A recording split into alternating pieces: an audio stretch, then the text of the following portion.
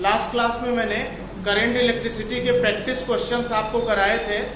HC Verma के question हम लोग डिस्कस कर रहे थे और एचसी वर्मा में मैंने करंट इलेक्ट्रिसिटी चैप्टर के 32 क्वेश्चन करा दिए हैं। ठीक है, तो अब उसके आगे कंटिन्यू करते हैं।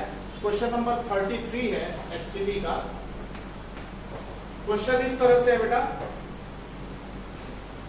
एक रेजिस्टेंस यहां पे लगा है, एक रेजिस्टेंस यहां पे और एक रेजिस्टेंस यहां पे। बैटरी, दो बैटरी लगी है, दो सेल्स लगे हैं और दोनों सेल जो है अपोजिट पोलैरिटी के साथ लगे हैं। वैल्यूज जो है रेजिस्टेंसेस की है 4 ओम, इस वाले की भी 4 ओम है और ये वाला 6 ओम का है।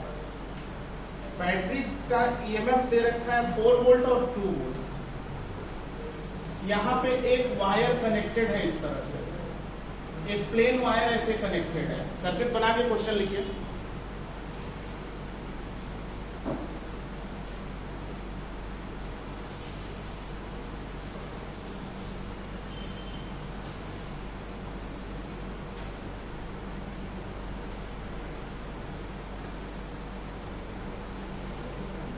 लिखिए बेटा, क्वेश्चन लिखिए। Find current through all the resistors, find current through all the resistors यानी resistances, find current through all the resistances।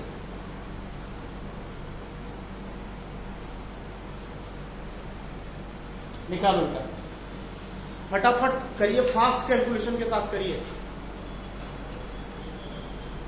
Every resistance में कितनी करंट है ये आपको बताना है।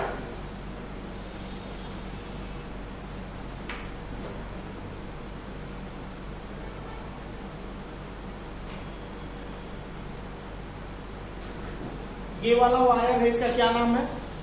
इस वायर का नाम क्या है? Ideal conductor. ठीक है, रेजिस्टेंसलेस वायर है, ये आइडियल कंडक्टर है। तो आइडियल कंडक्टर के इस टर्मिनल पर और इस टर्मिनल पर पोटेंशियल क्या होगा? सेम होगा। होगा या नहीं होगा? तो इस रेजिस्टेंस में करंट कितनी होगी? 0 होगी, क्योंकि इस रेजिस्टेंस के अक्रॉस पोटेंशियल डिफरेंस 0 है। इस टर्मिनल के बीच potential difference B minus B 0 है, तो इसमें करंट 0 होगी बच्चों। इसमें करंट 0 होगी, करंट 0 होगी।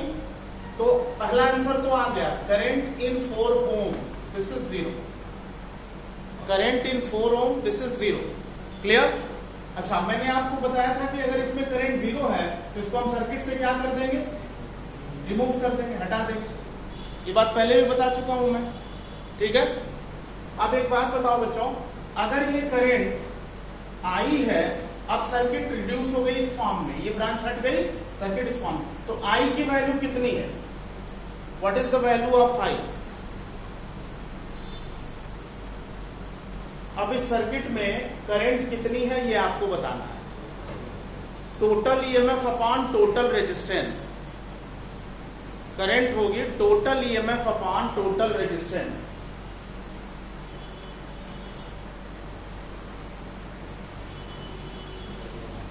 तो टोटल ईएमएफ कितना है?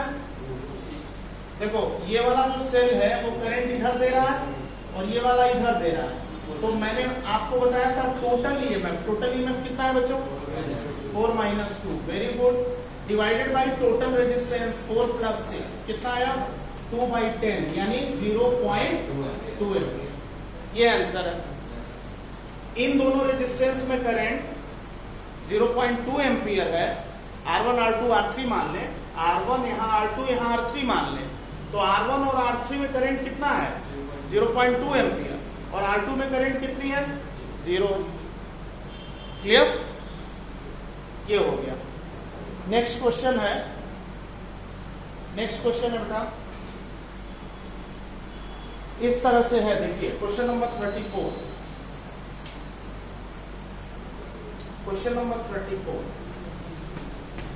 क्वेश्चन नंबर 34 इस तरह से बेटा, एक रेजिस्टेंस यहां पे, दो रेजिस्टेंसेस यहां लगे हैं।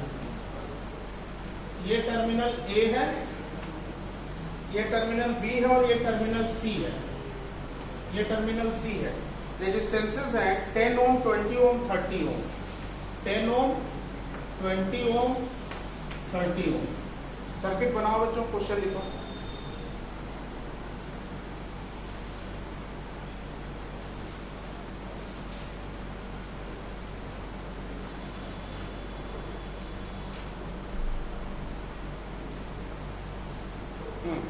लिखिए, if potentials at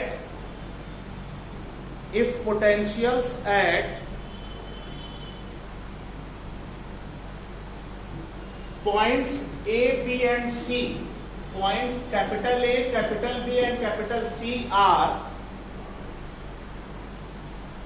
potentials at points A, B and C are 30 volt, 30 volt, 12 volt, 12 volt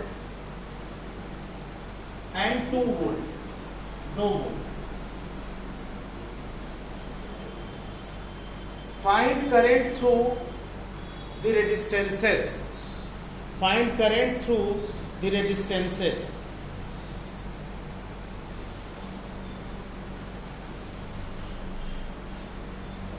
निकालो।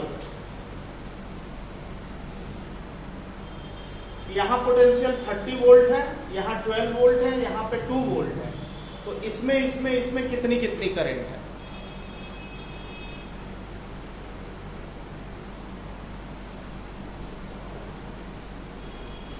बच्चों अगर इस नोड का पोटेंशियल मैं V मान लूं,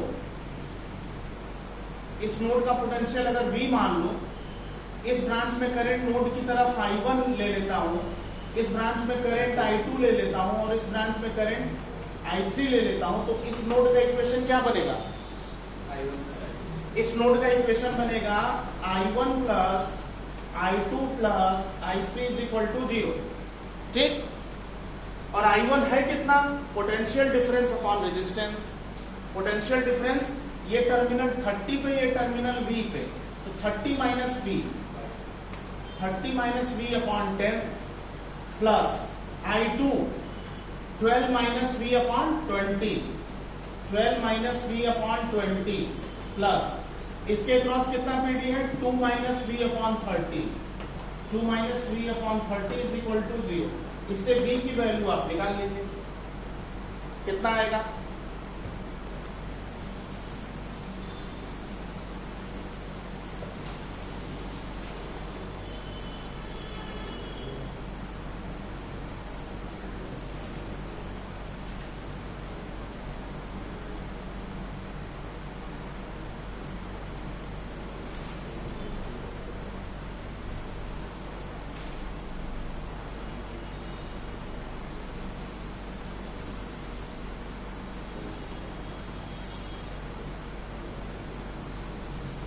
कितना आ गया?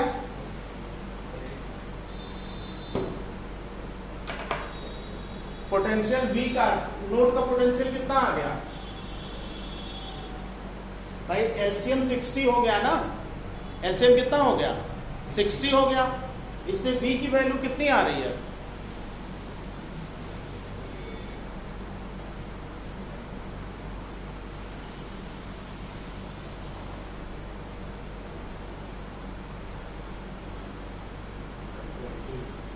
ट्वेंटी आ गया।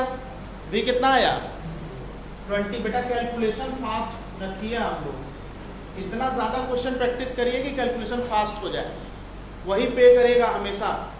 शॉर्टकट्स तो ठीक है, बट कैलकुलेशन जितना फास्ट करेंगे उतना अच्छा है। V 20 आया बच्चों, V कितना आया? 20। अब I1 की वैल्यू बोलो, 1 एम्पियर। भाई V अगर 20 आया, I1 यानी इस ब्रांच में चाहिए, तो 30 माइनस 20 बाई 10, 1 एम्पियर। I1 आ गया 1 एम्पियर, I1 की वैल्यू आ गई 1 एम्पियर। I2 बोलो बच्चों, I2 कितना आया? ये वैल्यू यहां रख दो, यही है ना? माइनस 0.4 है ना? Minus 0.4 ampere, minus 0.4 ampere. I3 कितना आया? I3 कितना आ रहा है बेटा? -0.6। अच्छा आंसर तो आ गया, माइनस का क्या मतलब है? माइनस का मतलब ये है कि मैंने जो करंट का डायरेक्शन ले रखा है वो गलत है। एक्चुअली करंट का डायरेक्शन क्या होगा? जंक्शन की तरफ ना होकर के इसके अपोजिट होगा। मैंने बताया था ना, सर्किट में आप करंट का जो इच्छा हो डायरेक्शन ले लो, सॉल्व करोगे, अगर निगेटिव आती है तो करंट रिवर्स हो जाएगी, वो अपने आप अपने डायरेक्शन को बता देगी। Is this clear? तो आंसर, इस वाली ब्रांच में इधर करंट 1 एम्पियर है, इस वाली ब्रांच में इस डायरेक्शन में करंट 0.4 एम्पियर है, और इस वाली ब्रांच में इस डायरेक्शन में करंट 0.6 एम्पियर है। ये आंसर है। कोई डाउट इसमें?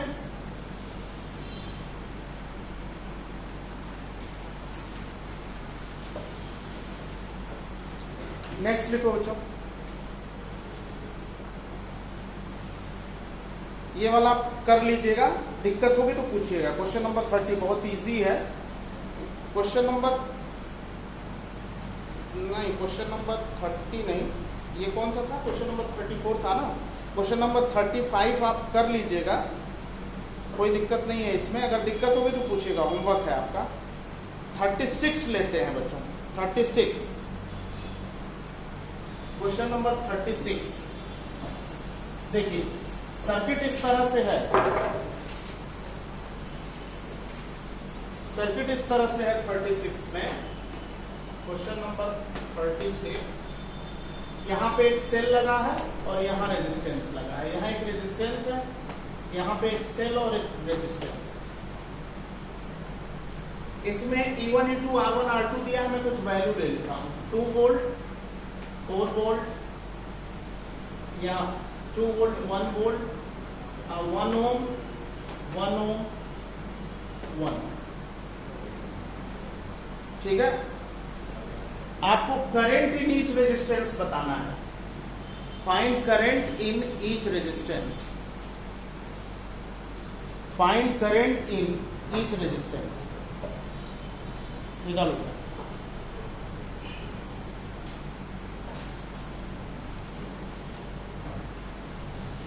या तो किरचॉफ थ्योरम लगेगा भाई, current I1 I2 I3 Kirchhoff theorem से निकालेंगे तो कैलकुलेशन लंबी हो जाएगी। सब्जेक्टिव क्वेश्चन है तो किरचॉफ थ्योरम ही लगेगा, कोई दिक्कत नहीं है। क्या करेंगे, इधर से करंट I1, इधर से करंट I2 और इसमें I1 + I2। जो मैंने आपको सिमेट्रिकल करंट डिस्ट्रीब्यूशन में बहुत सारे क्वेश्चन कराए थे किरचॉफ लॉ में, वही यूज कर लेंगे। लूप इक्वेशन बनाएंगे, लूप 1 का इक्वेशन, लूप 2 का इक्वेशन, दोनों इक्वेशन को सॉल्व करेंगे, 5-6 स्टेप में आंसर आ जाएगा। यही मेथड है सब्जेक्टिव का। रही बात ऑब्जेक्टिव की, तो अगर ये ऑब्जेक्टिव है तो हम एक काम करते हैं बच्चों, इस सर्किट का जो बड़ा सेल है वो जिस नोड या जंक्शन पे करंट भेज रहा है उसका वोल्टेज क्या ले लेंगे? V ले लेंगे, और उसके रिस्पेक्ट में दूसरे वाले नोड का पोटेंशियल क्या हो जाएगा? 0 हो जाएगा। कोई दिक्कत? नोड थ्योरम लगा देंगे। इधर से करंट I1, इधर से करंट, इसको मैं I2 मान लेता हूं और इसको I3 मान लेता हूं। तो नोड, इस नोड का क्या इक्वेशन बना? नोड थ्योरम क्या कह रहा है? नोड थ्योरम कह रहा है I1 + I2 + I3 बराबर 0। I1 + I2 + I3 बराबर 0। I1 कितना है बच्चों बताओ? What is I1? 2 - बिल्कुल। इस अगर इस रेजिस्टेंस को यहां लगाएं, चाहे यहां की बजाय यहां लगा दे, कोई फर्क पड़ेगा? यहां पे लगा दे, कोई फर्क नहीं पड़ेगा। 1 ओम। इस रेजिस्टेंस के क्रॉस कितना पीडी है? करंट का फार्मूला ΔV/R होता है, तो इस रेजिस्टेंस के क्रॉस कितना पीडी है? ये टर्मिनल 2 वोल्ट पे, ये टर्मिनल V वोल्ट पे, तो 2 - V/1। पहला हुआ 2 - V/1। इस वाले रेजिस्टेंस के क्रॉस कितना पीडी है? ये टर्मिनल 0 वोल्ट पे है और ये वाला टर्मिनल V वोल्ट पे है, तो 0 - V/1 प्लस इसका बोलो I3 1 - V/1, 1 - V/1। तो बेटा V कितना आ गया? टर्मिनल पोटेंशियल कितना आ गया? नोड पोटेंशियल कितना आया? 3 - 3, तो V = 1 वोल्ट, यही आ रहा है ना। V बराबर 1 वोल्ट आ गया। अब आपको I1 निकालना है, तो I1 कितना है, ये वैल्यू यहां रखेंगे ना, तो कितना आएगा, ये V की वैल्यू यहां रखो तो कितना आएगा, 2 एम्पियर ना, अच्छा 2 - 1 तो 1 एम्पियर, ठीक है। इसमें करंट हो गई 1 एम्पियर, यानी ये करंट 1 एम्पियर की नीचे की तरफ ऐसे आ रही है। I2 कितना है, I2 है -1 एम्पियर, ये वैल्यू यहां रख दो, तो -1 एम्पियर का मतलब हुआ कि ये करंट -1 एम्पियर की अगर है तो 1 एम्पियर की करंट रिवर्स हो जाएगी, इधर जाएगी 1 एम्पियर, ठीक है, कोई दिक्कत नहीं। I3 कितना है, ये वैल्यू पुट कर देंगे, इस ब्रांच में करंट 0 हो जाएगी, तीनों करंट आ गई। क्लियर है ना। तो इस तरह से ये था। एक जो क्वेश्चन नंबर 37 है उसको आप लोग करके बताइए। क्वेश्चन नंबर 37 देखो बच्चों, इस तरह से है question number 37।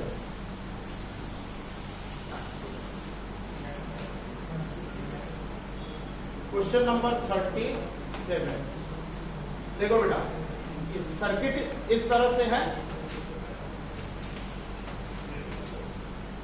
3 cells 3 resistances, values are 3 volt, 2 volt, 1 volt and 1 ohm each।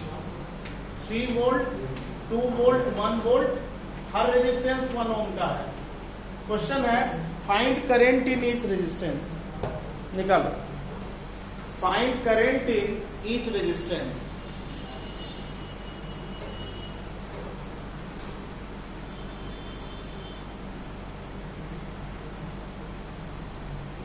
निकालो बेटा, क्या आंसर है।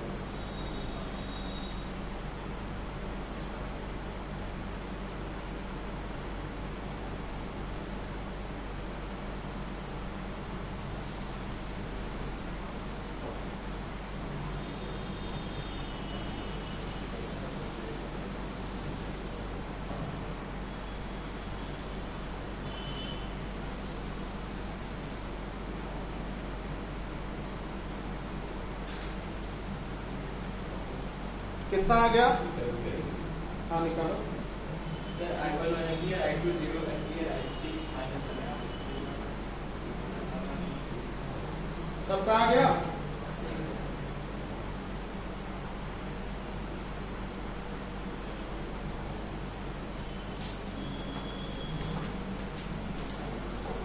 देखो किरचॉफ थ्योरम से कर लेंगे तो सब्जेक्टिव हो जाएगा। इधर से करंट I1, इधर से करंट I2, इसमें I1 plus I2, loop equation बना लेंगे, लूप 1 का इक्वेशन, लूप 2 का इक्वेशन, ठीक है। 3-4 मिनट में आंसर आ जाएगा, 4 मिनट 5 मिनट में कैलकुलेशन करके। इसको ऑब्जेक्टिव में करना है, सर्किट का बड़ा वाला सेल इस जंक्शन पे करंट भेज रहा है तो इसको V वोल्ट पे लेते हैं, इसको 0 वोल्ट पे ले लेते हैं। इधर से करंट इस ब्रांच में I1, नोड की तरफ इस ब्रांच में I2 और नोड की तरफ इस ब्रांच में I3। तो I1 plus I2 plus I3 0। बोलो बच्चों, I1 कितना है, सब लोग बोलिए। 3 माइनस, हाँ 3 minus V by 1, 3 minus V by 1। दूसरा वाला 2 माइनस V बाई 1। तीसरा वाला 1 माइनस V अपॉन 1। तो V कितना आया, V आ गया 2 वोल्ट, V की वैल्यू आ गई 2 वोल्ट, इस नोड का पोटेंशियल आ गया 2 वोल्ट। अब ये वैल्यू इसमें रख दो, करंट I1 आ जाएगी, कितनी आएगी, 1 एम्पियर भाई। 3 माइनस 2 माने 1 एम्पियर। I1 जो है 1 एम्पियर। I2 कितना है बच्चों, ये वैल्यू यहाँ रख दो तो I2 0 हो जाएगा। फिर ये वैल्यू इसमें रख दो तो I3 कितना हो जाएगा, -1 एम्पियर। -1 एम्पियर का मतलब करंट का डायरेक्शन नीचे की तरफ होगा, इधर होगा, नेगेटिव आने की वजह से। विद इन मिनट आप इस तरह से आंसर ले सकते हो इसका, ठीक है। तो ये क्वेश्चन नंबर 37 था। 38 का आंसर आप बताइए, तुरंत बताइए कैलकुलेट करके। सर्किट इस तरह से है बच्चों, देखो 10 ओम, 3 ओम, 6 ओम, 3 वोल्ट और 4.5 वोल्ट, इस तरह से है question number 38। Question number 38, question number 38 इस तरह से है। देखिए एक रेजिस्टर, ये रेजिस्टेंस है, ये दूसरा रेजिस्टेंस है, सेल 4.5 वोल्ट का लगा है, 4.5 वोल्ट का सेल यहाँ लगा है। ये जो रेजिस्टेंस है बेटा, ये रेजिस्टेंस है 3 ओम का, ये रेजिस्टेंस है 3 ओम का, ये रेजिस्टेंस है 6 ओम का, और यहाँ पे एक रेजिस्टेंस लगा है 10 ओम का। 10 ओम रेजिस्टेंस यहाँ लगा है और एक सेल लगा है इस तरह से। ये 10 वोल्ट की बैटरी है, बैटरी 3 वोल्ट की है, सेल जो है 3 वोल्ट का है, 10 ओम का रेजिस्टेंस है। ये सर्किट है, बनाइए और क्वेश्चन लिखिए।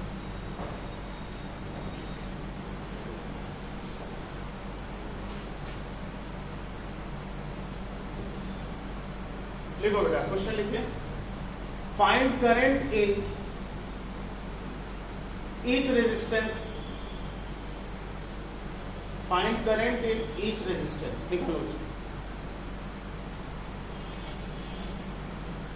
ऑब्जेक्टिव होगा तो किसी एक रेजिस्टेंस में पूछ देगा, 4 ऑप्शन दे देगा, कह देगा find current in 10 ohm, 4 option दे देगा।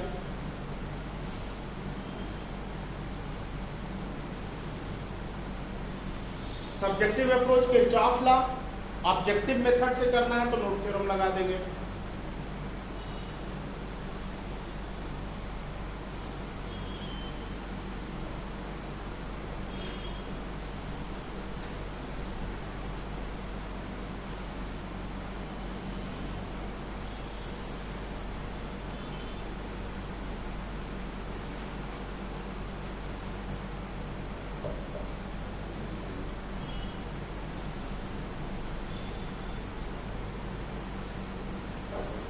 बोलो बेटा।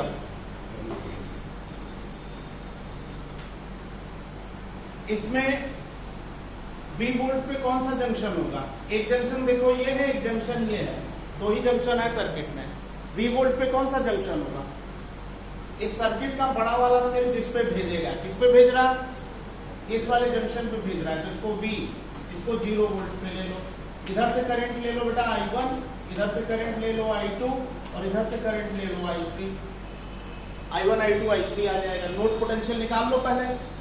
नोड पोटेंशियल कितना है ये निकाल करके I1, I2, I3 निकालो।